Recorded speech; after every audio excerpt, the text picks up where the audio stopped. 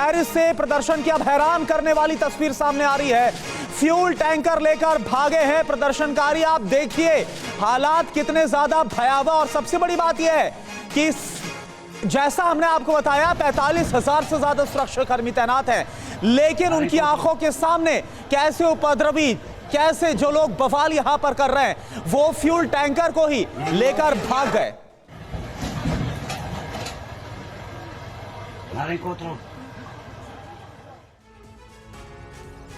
एक और बड़ी अपडेट ये कि फ्रांस में लगातार चौथे दिन से दंगे जारी हैं। आज चौथा दिन हो गया है। पेरिस में जगह जगह आगजनी और तोड़फोड़ हो रही है। तो फ्रांस में जिस तरीके की तस्वीरें लगातार अलग अलग शहरों से सामने आ रही हैं वो बेहद डराने वाली हैं।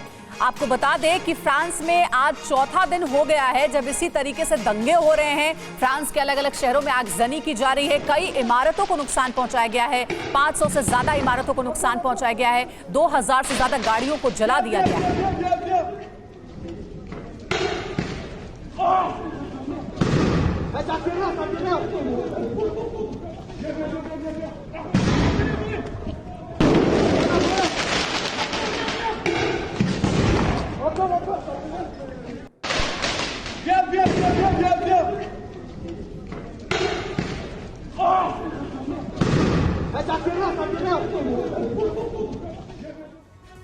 तो देखिए जो हालात हैं वो बहुत ज्यादा चिंताजनक नजर आ रहे हैं और हालात संभलते नहीं संभल रहे हैं।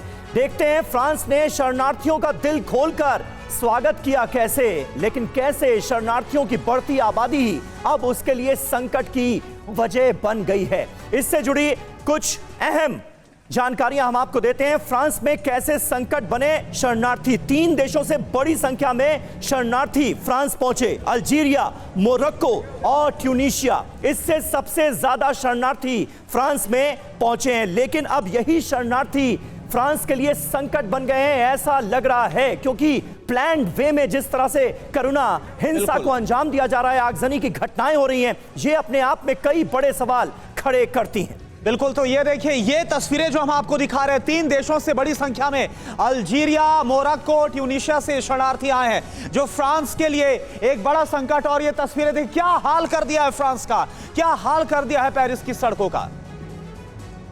बिल्कुल, और इस वक्त हमारे साथ तमाम खास मेहमान मौजूद हैं। जल्दी से उनसे आपका तारुफ करा दें। रामकृपाल सिंह हमारे साथ मौजूद हैं, वरिष्ठ पत्रकार हैं। समीर चौगावकर जी हमारे साथ मौजूद हैं, राजनीतिक विश्लेषक हैं। जयशंकर गुप्ता जी हमारे साथ मौजूद हैं, वरिष्ठ पत्रकार। इसके अलावा बादल देवनाथ साहब भी हमारे साथ आज जुड़ रहे हैं, टीएमसी के नेता हैं, प्रवक्ता हैं। लेकिन सबसे पहले समीर चौगावकर जी, मेरा सवाल आपसे, फ्रांस में जो कुछ घट रहा है वो चौंकाने वाला है, हैरान कर देने वाला है। माना कि इस तरह की घटनाएं इससे पहले भी हुई हैं, लेकिन एक लड़के की जान चली जाती जो कि बहुत दुर्भाग्यपूर्ण है, उसके बाद जो कुछ घट रहा है, क्या आपको नजर आता है कि असल वजह इसके पीछे कुछ और ही है? कुछ लोग हैं जो फ्रांस को जलाने में जुटे हुए हैं, आमादा है।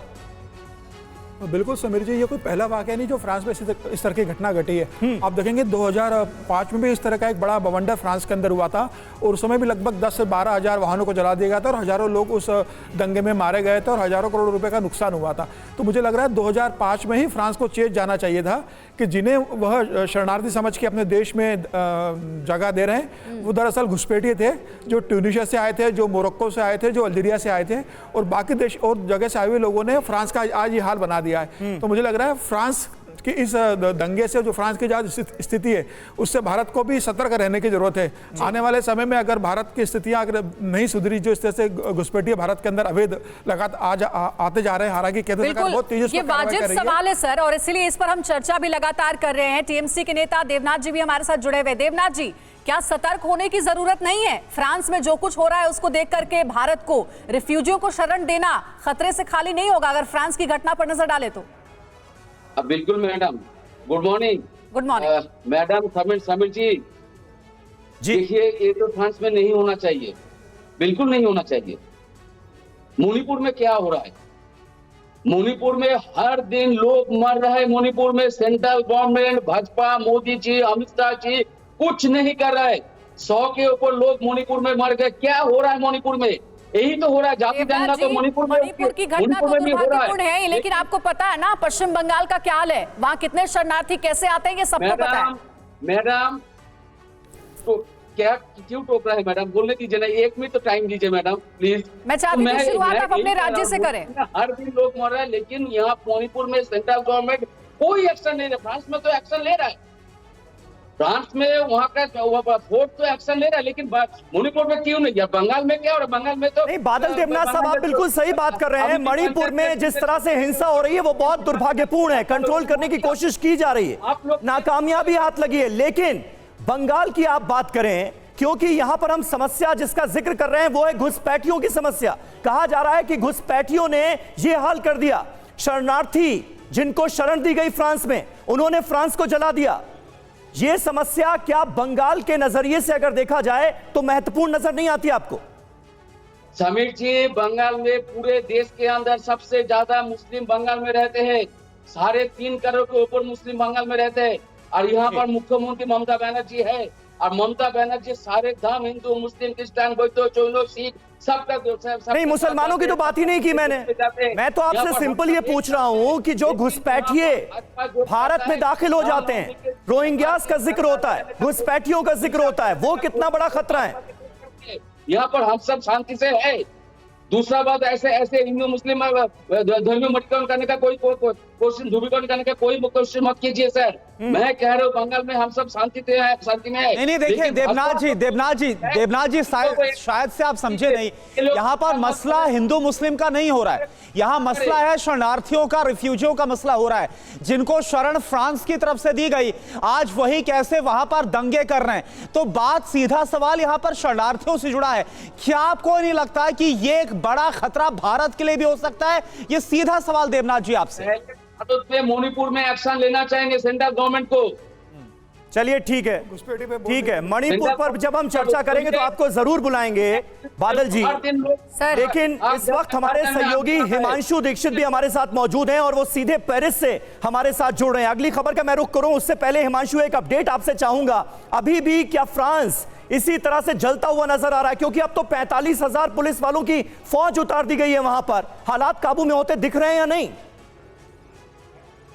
जी मैं बता दूं, जैसे कि हमारे एक विशेषज्ञ ने बताया था कि 2005 में भी फ्रांस में सिमिलर दंगे हुए थे, पर याद रखिए वो दंगे तकरीबन 2 से 3 महीने चले थे। आज सिर्फ चौथा दिन है। और बता दो, 2 तरीके का फ्रांस है। एक फ्रांस है दोपहर में और एक फ्रांस है रात में। आप दोपहर में निकलेंगे तो आपको लगेगा कुछ नहीं हुआ है, और जैसे ही सूरज ढलता है, जो क्योंकि इस समय यहाँ समर चल रहा है, तो सूरज 10 बजे के अराउंड ढलता है, पूरा का पूरा फ्रांस बदल जाता है रात के हिसाब से जब होता है। मैं खुद इसका कल एक विक्टिम था, क्योंकि मैं शूटिंग कर रहा था, मेरा फोन ट्राइपॉड पे लगा हुआ था, मैं शूट कर रहा था, और उन्होंने आए, मेरा फोन गिराया, तोड़ के भाग गए। तो और बिल्कुल कंप्लीट लॉलेसनेस है। इस समय कोई भी रिपोर्ट नहीं लिखवाई जा रही है। 45,000 पुलिस वाले कल पूरे फ्रांस में फैले हुए थे, लेकिन उसके बावजूद भी, और मैं बता दूं, ये चीज सिर्फ फ्रांस तक रुक नहीं रही है, बेल्जियम भी पहुंच गई है, और मुझे नहीं लगता कि ये रुकने वाला है। और हम तस्वीरें जो देख रहे हैं उससे अंदाजा लगाया जा सकता है कि इस वक्त फ्रांस में क्या स्थिति विद्रोह की बनी हुई है।